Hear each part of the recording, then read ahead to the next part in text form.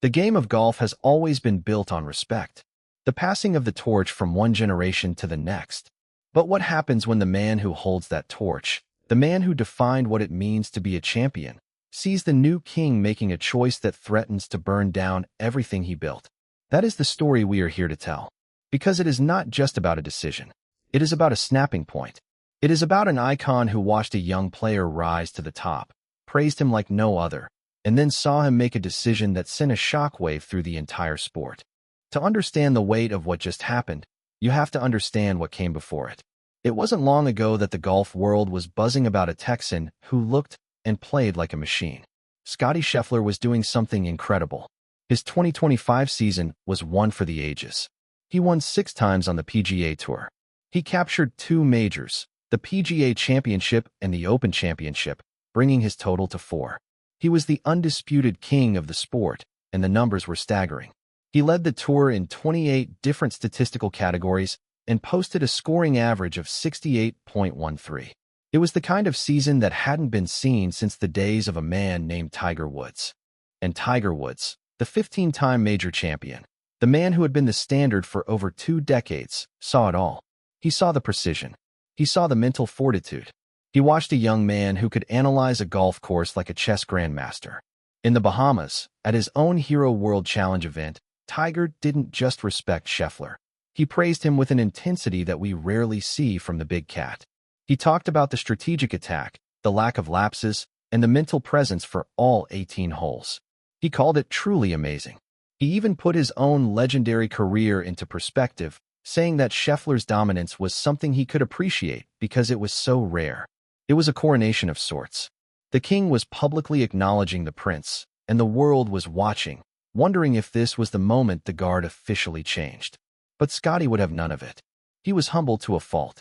When the comparisons came, he brushed them aside.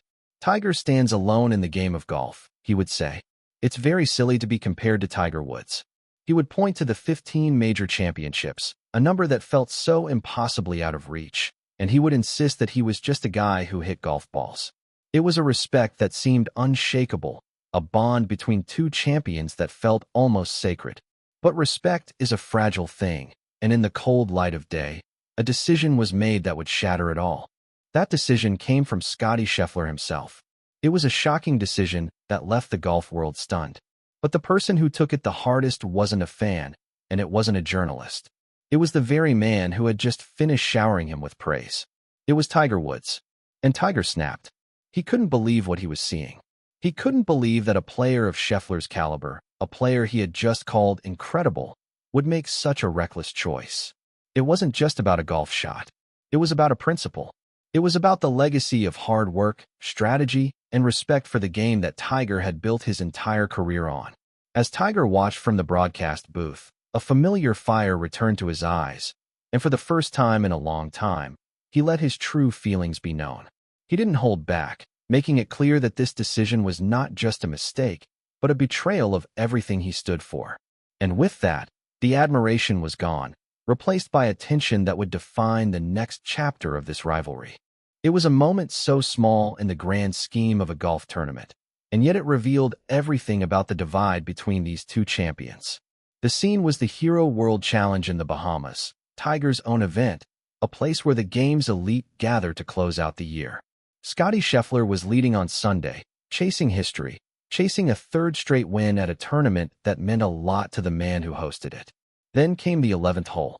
Scheffler's tee shot landed in the fairway, but it was a long way from the green, a full 291 yards, and his ball had a chunk of mud stuck to the cover.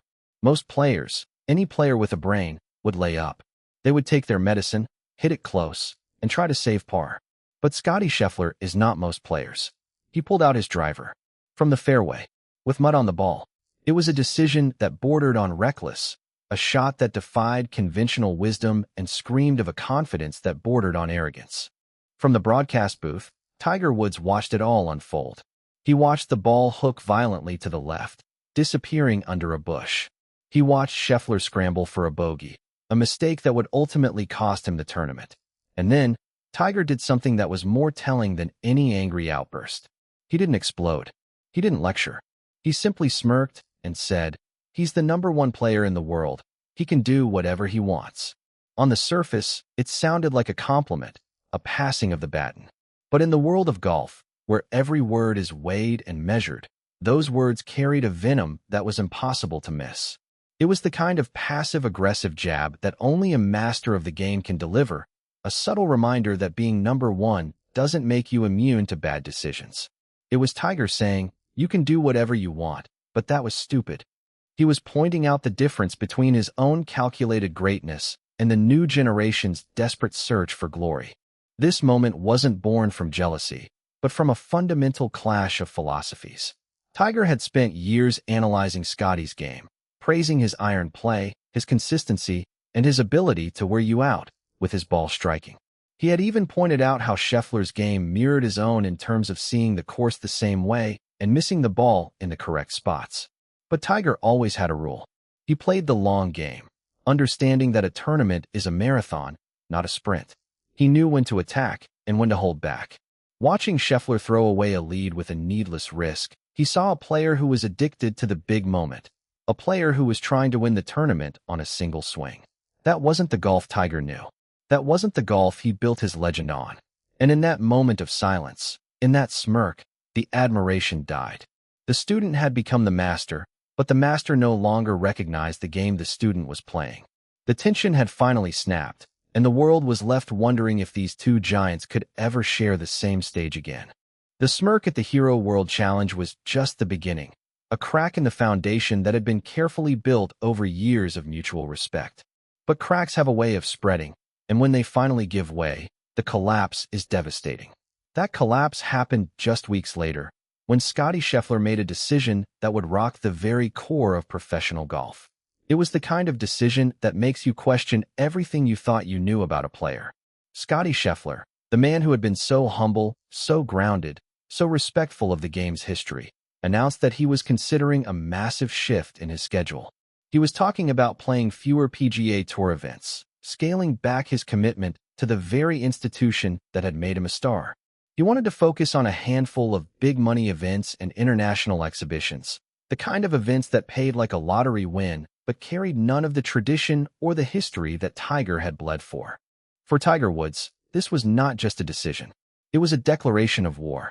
This was the man who had spent his entire career fighting to make the PGA Tour the pinnacle of the sport. He had bled, he had sweated, he had broken his body and rebuilt it over and over again to compete on that tour. He had turned down hundreds of millions of dollars from the LIV Golf Series because he believed in the tour's legacy. He believed in the history, the rivalries, the grind of 52 weeks a year. He believed that being a champion meant showing up, week in and week out, not just for the money, but for the love of the game and the respect of your peers. And now, the man he had crowned as his successor was turning his back on all of it.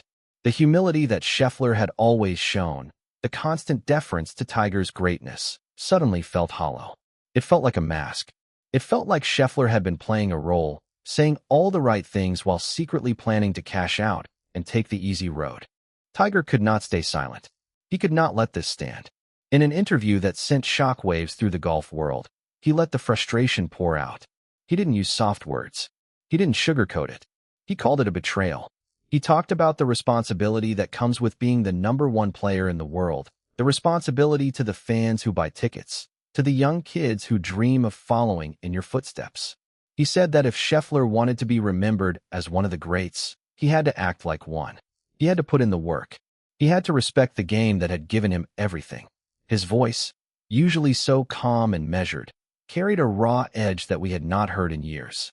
It was the voice of a man who had watched his life's work be diminished by the very person he had trusted to carry it forward. The respect was gone. The admiration was gone. All that was left was the bitter taste of disappointment and a rivalry that had suddenly become deeply personal. And as the golf world picked sides, one thing became painfully clear. The golf world waited for an answer.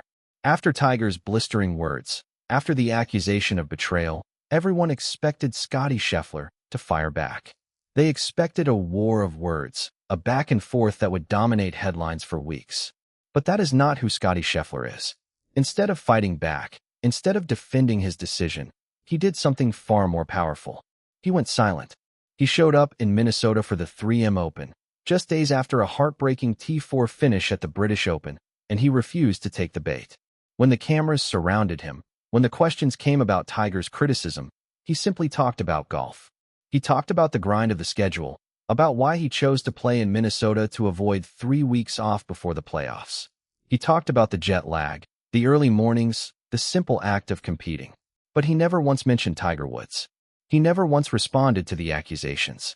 It was a calculated silence, a quiet defiance that spoke louder than any angry comeback ever could. Because here is the thing about Scottie Scheffler that Tiger Woods never quite understood.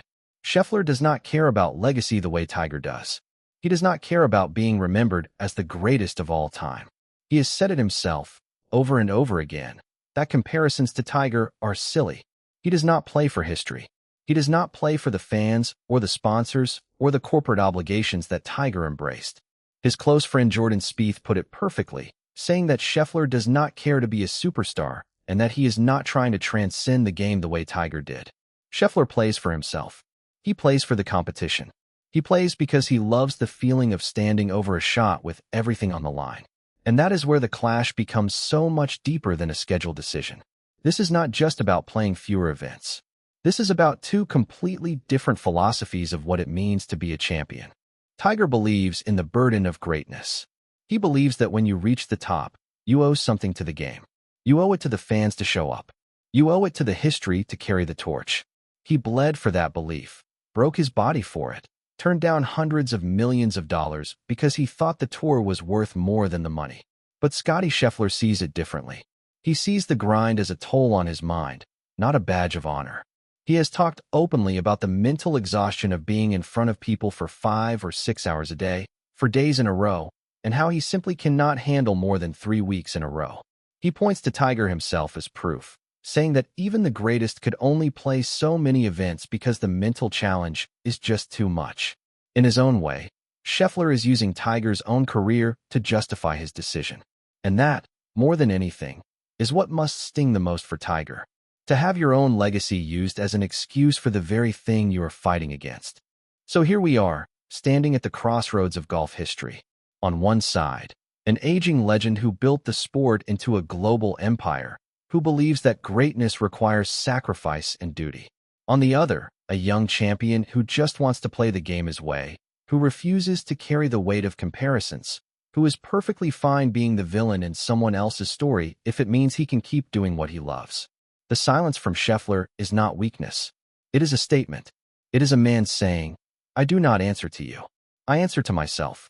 And as the playoffs loom, as the FedEx Cup approaches, that statement is about to be tested in the most brutal way possible. Because soon, these two men will share the same room again. And this time, the silence will have to break.